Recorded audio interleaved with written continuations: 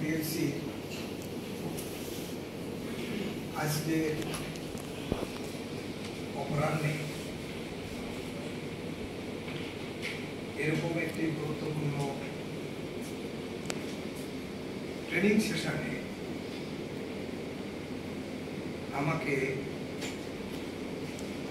দুটি বিষয়ে আলোচনার জন্য সুযোগ দেওয়ায়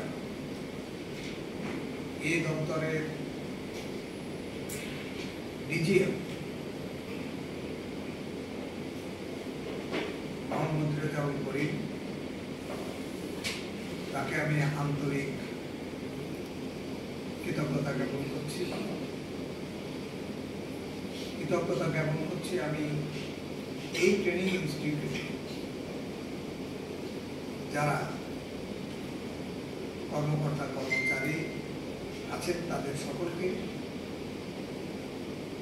এবং আপনাদেরকে আমি অভিনন্দন জানাচ্ছি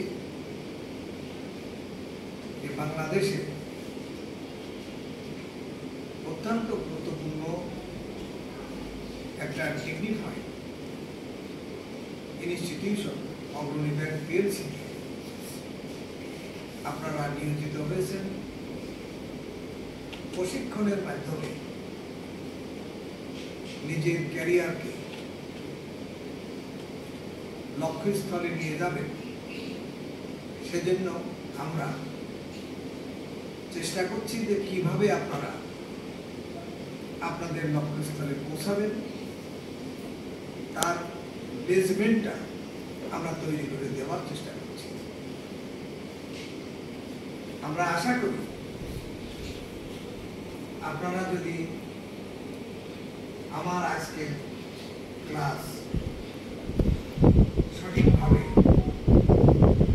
উপলব্ধি করেন এবং আমার যে পরামর্শ সেটা আমার নয়, মহামনীষী যারা আমাদের থেকে হাজার হাজার গুণে গুণান্বিত ছিলেন তাদেরই বিষয় আমি আপনাদের সামনে তুলে ধরার চেষ্টা করব। এই ক্লাসের শুরুতেই আপনারা অনেক অফিসার প্রত্যেকের আলাদা আলাদা করে পরিচয় নেওয়া মানে সময় বা কালকে সেটা আমি করতে চাই না। সরাসরি আমি ক্লাসে চলে যাচ্ছি এবং ক্লাস শুরু করছি। সকলকে ধন্যবাদ।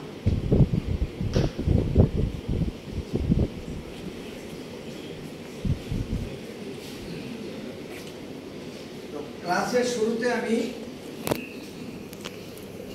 প্রথমে কৃতজ্ঞতা স্বীকার করছি। এই কৃতজ্ঞতা স্বীকারই হচ্ছে আমার ক্লাসে মূল প্রতিপাদ্য বিষয়। কি কৃতজ্ঞতা স্বীকার করছি? Training on courtesy, etiquette, manner, habits and ethical standard in banking. At the beginning of the foundation course of probationary officers of 19th and 91 batch for newly recruited officers cash organized by ABTI. I would like to gratitude and sincere thanks to the Dr. Salahuddin Ahmed, Honorable Advisor to the Interim Government of Bangladesh since August 2024. Civil servant and the 9th Governor of Bangladesh Bank, the country's central bank, Bangladesh, sea economist, extraordinary brilliant officer who has given me the opportunity to gain experience in the banking sector. Next, I would also acknowledge and like to express my gratitude to the Honorable Chairman Saib Abu Nasser Bukhtiyar Ahmed of the Agrani Bank PLC. He is also superficial optimistic experience dedicated in banking sector who has given an opportunity to meet with you regarding sharing courtesy, etiquette, manners and ethical standard in banking. এই যে আমি দুটা acknowledge করলাম, এই acknowledge থেকে আপনারা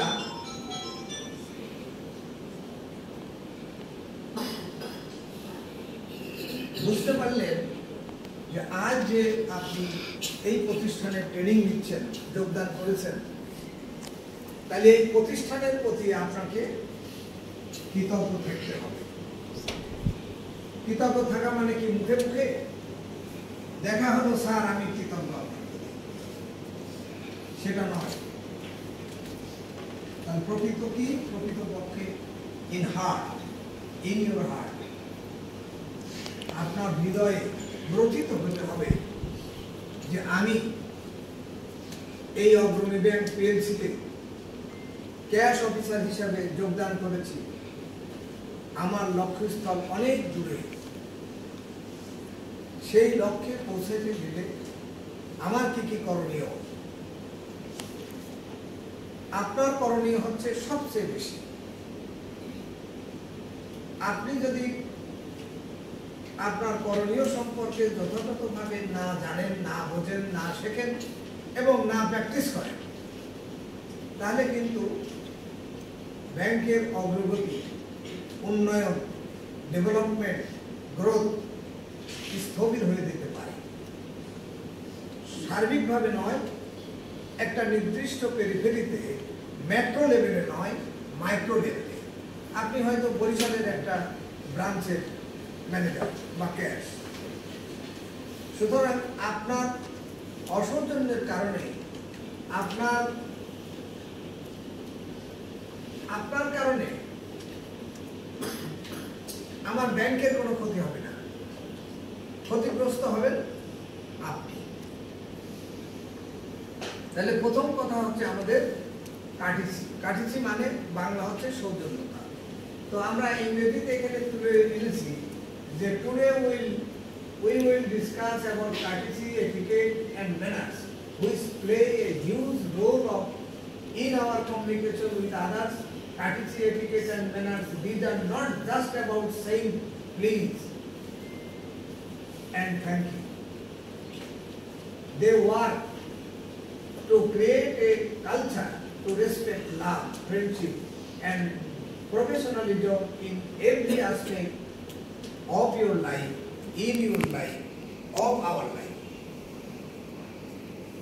তাহলে এই বিষয়টি যদি আমরা ব্যাখ্যা করি, তাহলে আপনার জীবনের প্রতিটি ক্ষেত্রে আপনি যদি এটা ফলো না করতে পারেন,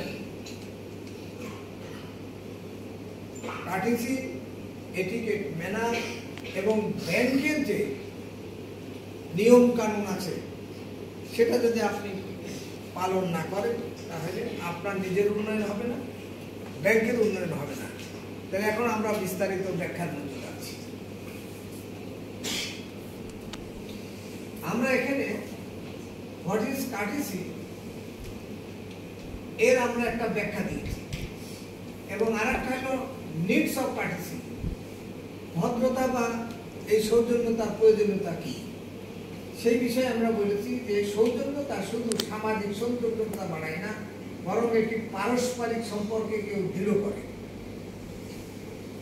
আপনার সাথে আপনার বসের সম্পর্ক দৃঢ় করে, আপনার সাথে আপনার স্ত্রীর সম্পর্ক, বাবা মায়ের সম্পর্ক, স্কুলের টিচারের সম্পর্ক, যিনি ব্যাংকে টাকা জমা দিতে আসবেন এবং যিনি ব্যাংক থেকে টাকা তুলে নিয়ে যাবেন তার সাথে সম্পর্ক দৃঢ় করবে। এই সম্পর্কে দৃঢ়তা যদি না থাকে তাহলে কিন্তু আপনি উন্নতি করতে পারবেন না। তো কিভাবে? ভদ্র আচরণ আমাদের পরিবার, স্কুল, কর্মস্থল ও সমাজে শান্তি বজায় রাখতে সাহায্য করে। এই গুণটি একজন মানুষকে ভালো নাগরিক ও শ্রদ্ধেয় ব্যক্তি হিসাবে গড়ে তোলে। ঠিক না? আপনি যে স্কুলে লেখাপড়া করেছেন, এখন আপনি বাংলাদেশে খুব একজন বড় অফিসার, আপনার স্কুল টিচার ম্যাট্রিক পাস ছিল, আপনি এখন এমএ পাস করেছেন, পিএইচডি করেছেন, বড় চেয়ারে বসেন, আপনার আশেপাশে অনেক পিয়ন পিয়াদা আছে যারা আপনার রুমে সাধারণ মানুষকে ঢুকতে দেয় না। এখন এই টিচার দেখলে আপনি কি করবেন? উঠে দাঁড়াবেন নাকি তাকে পায়ে হাত দিয়ে সালাম করবেন?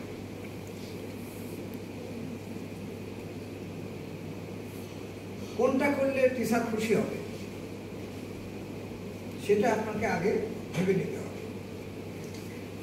যে আমার টিচার আমার কাছে এসেছে, প্রাইমারি স্কুলের টিচার, উনি এখন চাকরিতে নাই, আমার কাছে একটা কাজে এসেছে। আপনি তাকে যদি খুবই বিনয়ের সাথে, শ্রদ্ধার সাথে সম্মান না দেখান,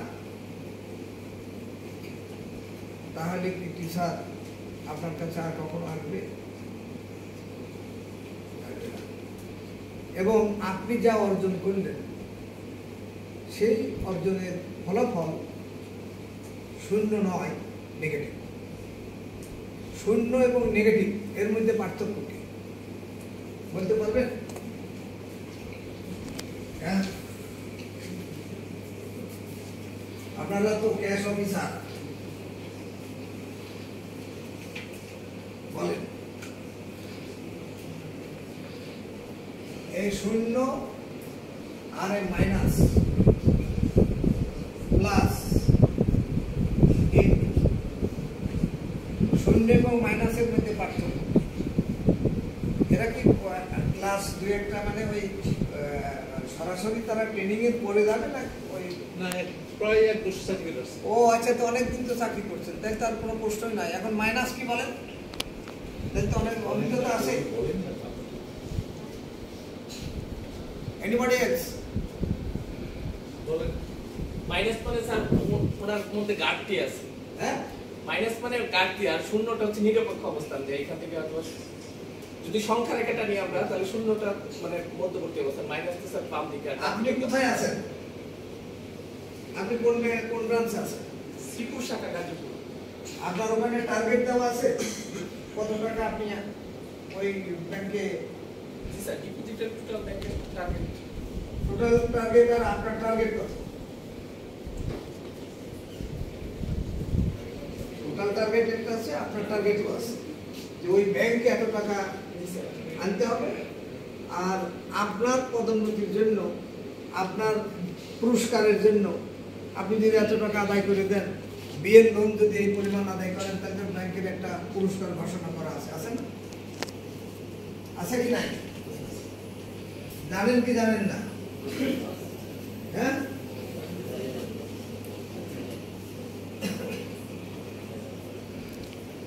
ধরেন ৬,০০০ টাকা আর এটাও ৬,০০০ টাকা। What is the difference between the 6,000 টাকা and what is the difference within the bracket 6,000 টাকা? বসেন, আপনি বসেন।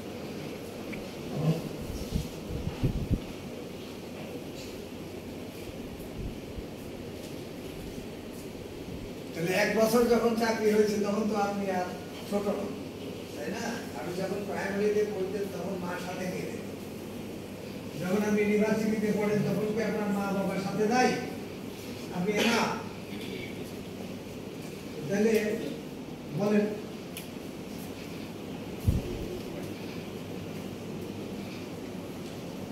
তাহলে আমরা এটা বুঝাইতে সক্ষম হচ্ছি না। ঠিক আছে, না হলে অসুবিধা নাই, আপনি না পারলে কোনো সমস্যা নাই।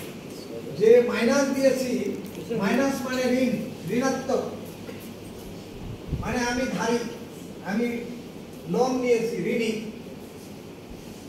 বুঝা গেছে?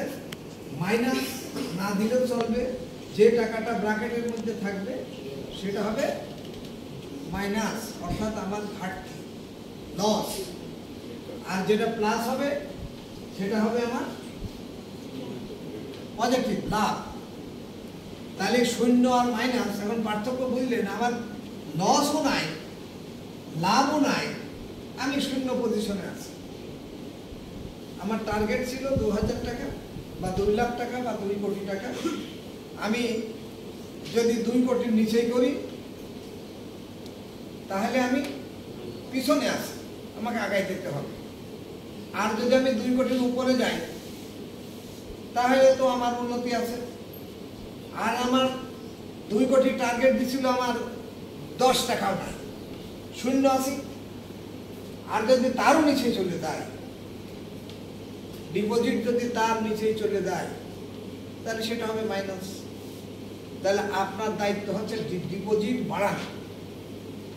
তো ডিপোজিট যদি আপনি বাড়াইতে চান, কিভাবে বাড়াবেন?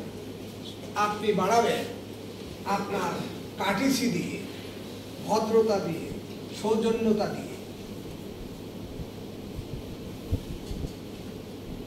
ঠিক কিনা? আমি আপনার ব্যাংকে গেলাম ক্যাশে, আপনি আমাকে ছিঁড়া ফাটা নোট ধরাই দিলেন,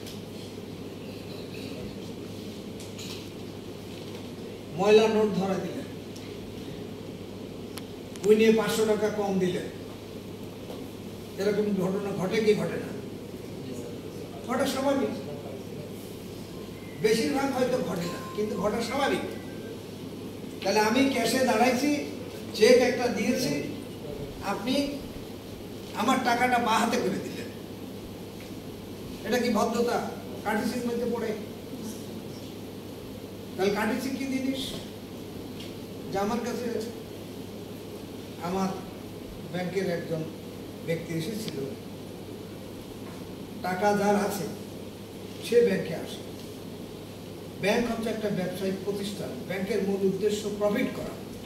প্রফিট হলে না আপনি স্যালারি পাবেন, প্রফিট হলে না আপনি অতিরিক্ত পয়সা পাবেন। যদি প্রফিট না হয় তাহলে আপনি পাবেন না। তো প্রফিটের বেজ হলো কাটিসি। বলেন কাটিসি কি বুঝলেন? What is কাটিসি? কাটিসির এখানে সংজ্ঞা দেওয়া আছে, politeness in behaviour and speech. সরেন সরেন ভাই সরেন। এটা বলবেন না বলবেন যে ভাই একটু সরে দাঁড়ান? অনেক জ্ঞানদাম হচ্ছে লাইন নিয়ে, কে আগে নেবে কে আগে নেবে। তো আপনার দায়িত্ব ক্যাশ ছেড়ে দিয়ে ওখানে ঠেকানো নয়। যিনি আসেন তাকে বলবেন যে শৃঙ্খলার সাথে আসেন, একের পর এক আসেন। তো আপনি যদি সরেন ভাই সরেন ধমক দিয়ে কথা বলেন, অসৌজন্যমূলক আচরণ করেন, আমরা সৌজন্যতা শেখাচ্ছি, অসৌজন্যতা নয়। তাহলে আপনি কি সৌজন্য না অসৌজন্য? আপনি যদি অসৌজন্যমূলক আচরণ করেন তাহলে ওই লোক আপনার ব্যাংকে আসবে। কারণ দেয়ার যে কম্পিটিশন, অগ্রণী ব্যাংক আছে, সোনালী ব্যাংক আছে, জনতা ব্যাংক আছে, আরো অনেক ব্যাংক আছে। বেসরকারি ব্যাংকগুলি উন্নতি অনেক বেশি হচ্ছে, সরকারি ব্যাংকগুলির উন্নতি চেষ্টা করেও হচ্ছে না। যে লেভেলে দেওয়ার কথা হয়তো সেই লেভেলে দেখতে পাচ্ছে না। আমরা চেষ্টা করছি, সরকার চেষ্টা করছে, সরকার বাহাদুর এই ব্যাংকগুলির উন্নয়ন করার জন্য চেষ্টা করছে। আর অগ্রণী ব্যাংক কিন্তু সবার মধ্যে অনেক ভালো। সোনালী প্রথম পজিশনে আছে, আপনারা সেকেন্ড, হ্যাঁ সেকেন্ড বা কম্পিটিশনের মধ্যে আছে। তাহলে এই যে আপনার আচরণ যেন এরকমের হয়। আমি এমনি এখানে এক্সপ্লেনেশনের আমি এর মধ্যে কথা অলরেডি বলে ফেলেছি। তো তারপরেও যে এখন এই ভদ্র পরিবেশ, এই ভদ্রতা আপনি কোথা থেকে শিখেছেন? বাড়ি থেকে শিখেছেন, বাবা মার থেকে শিখেছেন, স্কুল থেকে শিখেছেন, কলেজ থেকে শিখেছেন? শেখেন নাই? তো তারপরে আবার আমরা শেখাই দিচ্ছি, কারণটা কি? আমরা আপনাদেরকে এই যে কাটিসি শিখাই দিচ্ছি যাতে করে আমার ব্যাংকে কোনো মক্কেল, কোনো ডিপোজিটর আপনার কারণে আমরা ডিপোজিট আমাদের যেন কম না হয়, সেই জন্য আমরা আপনাদের এই ট্রেনিং দিচ্ছি। সুতরাং আমি জানি না আপনি হয়তো একটা ব্যাংকের ক্যাশিয়ার, সেখানে মানুষের সাথে কি আচরণ করেন। তবে আমরা ধরে নিয়েছি যে আপনারা ভালো আচরণ করবেন, ভালো আচরণ করেন।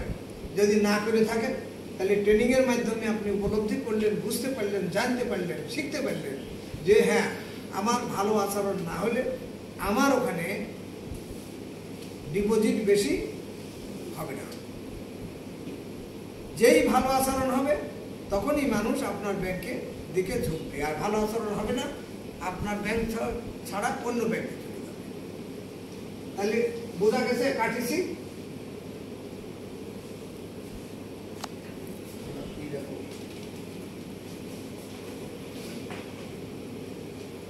তাহলে এখন আপনি জিরোতে আছেন না মাইনাসে আছেন নাকি প্লাসে আছেন সেটা উপলব্ধি করবেন, বুঝে নেবেন। কাঠিসির সৌজন্যতা হলো একজন মানুষের নম্র, ভদ্র, সম্মানজনক আচরণ। এটি আমাদের চিন্তা, কথা, কাজে। আমি মনে মনে ভাবলাম আমি ভালো আচরণ করবো, বাট আমি করলাম না, তাহলে কিন্তু হবে না। আপনাকে কাঠিসি চিন্তা করতে হবে, কথায় ব্যবহার, কথা দিতে হবে এবং কাজে প্রকাশ করতে হবে। একজন ভদ্র মানুষ সবসময় অন্যের প্রতি সম্মান প্রদর্শন করে এবং সৎ ব্যবহার করে। বুঝতে পারছি? আচ্ছা, আমরা আগায় যাই। দেখেন এখানে এটিকেট আমরা একটা জিনিস দিয়ে বুঝেছি যে professional, manner, office, service, restaurant, person, social, business. গতকাল আমাদের বোর্ড মিটিং হয়েছে, সেই মিটিং এর একটা চিত্র আমি ভিডিওতে এনেছি, এখানে এর ভিতরে দেখাবো। তাহলে আপনি হলেন প্রফেশনাল, আপনি হলেন বিজনেসম্যান। তাহলে যিনি প্রফেশনাল, যিনি বিজনেসম্যান, আমি যদি বিজনেসম্যান হই তাহলে আমার উদ্দেশ্য হচ্ছে প্রফিট করা। ইকোনমিক্সের কেউ আছেন? ইকোনমিক্সের ছাত্র আছেন? নাই। প্রফিট কাকে বলে বলেন?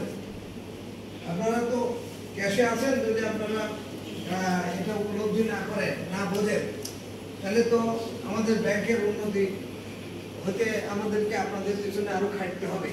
হ্যাঁ, প্রফিট মানে কি বলেন? প্রফিট ইকুয়াল টু কি? তাহলে আমার total revenue minus total cost.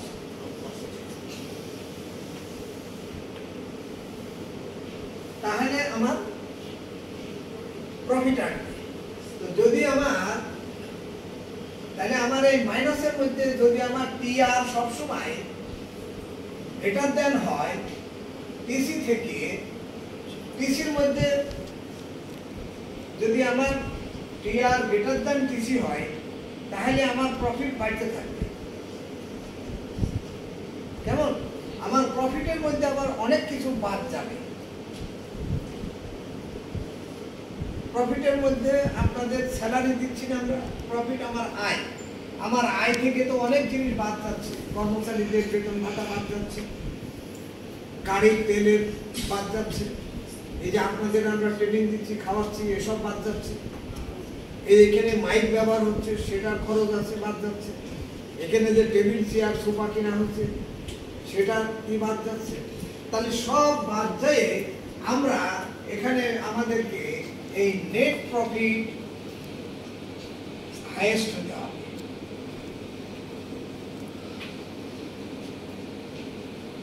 আমাদের নেট প্রফিট বেশি হতে হবে। তা না হলে কিন্তু আমরা যে আপনাদের এই যে ট্রেনিং দিচ্ছি সেটা কিন্তু আমাদের বৃথা যাবে। কিরকম?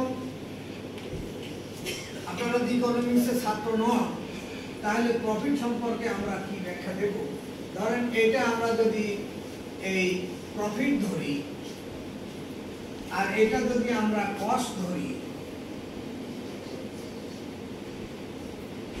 তাহলে দেখেন এই একটা রেখা যেটা প্রফিট ইকুয়াল টু কস্ট, অর্থাৎ যা প্রফিট করছিলাম তা খরচ হয়ে গেছে। বুঝা গেছে? কারণ কি এই রেখাটা কত ডিগ্রি? এই রেখাটা হচ্ছে 45 ডিগ্রি। কি ঠিক কিনা? এটা 45 ডিগ্রি। আর এইখানে আছে এটা হচ্ছে 90 ডিগ্রি। এই 45 ডিগ্রি, এটাও 45 ডিগ্রি। ঠিক কিনা? ঠিক তো? দুটা মিলে 90 ডিগ্রি। সুতরাং এই রেখায় আমার প্রফিট আর কস্ট সেম। যা আয় করেছি তাই ব্যয় হয়ে গেছে, কোনো লাভ নাই। এখন এটা যদি আমরা এই রেখাটাকে যদি আমি এদিকে দিয়ে দিই তাহলে কিন্তু আমার প্রফিট বেড়ে গেছে দেন কস্ট। যেমন ধরেন এইখানে আমি ইনভেস্ট করেছিলাম ধরেন সি, আর আমার প্রফিট ছিল এখানে পাই 1। এখানে পাই 1 এবং সি ইকুয়াল টু, বাট এইখানে কিন্তু পাই 2। এই রেখায় কি হয়েছে? আমার প্রফিট কি হয়েছে? বাড়েও নাই, প্রফিট বরং কমে গেছে। কতটুকু কমে গেছে? এই পরিমাণ প্রফিট আমার কমে গেছে। তাহলে আপনি বেতন ভাতা, আপনার বোনাস, সেগুলি আপনি পাবেন না। পাবেন কখন? যখন আপনি এইখানে যাবেন। এইখানে কিন্তু দেখেন আমার কস্ট C1 কিন্তু আমার পাই 2 অনেক বেশি বেড়ে গেছে উপরের রেখায়। তাহলে আমাদের প্রত্যাশা হচ্ছে যে আপনি সবসময় প্রফিট বেশি করার চেষ্টা করবেন। তা আপনার পুঁজি কি? আপনার পুঁজি হচ্ছে এটিকেট। আপনি যদি ভালো ব্যবহার করেন তাহলে আমার কাছে মানুষ আসবে